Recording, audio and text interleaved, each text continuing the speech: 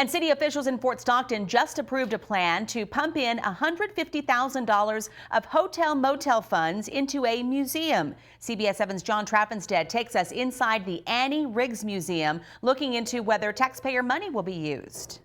You may not even realize it's there. Among the historic buildings in Fort Stockton is an old boarding house turned museum. Before it became the Annie Riggs Museum, it was the Kohler Hotel.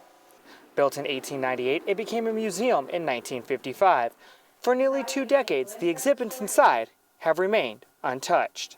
Because as we're growing, and I believe change is a part of growing, and if the more interpretation that we can cater to the youth and our elderly, I think it would keep them more at the museum.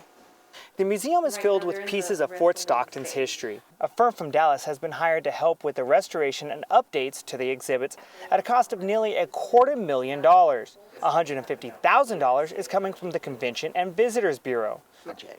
And the best way to show that you're vested is by investing financially in the project. So the city of Fort Stockton, through the CVB, is supporting the project financially.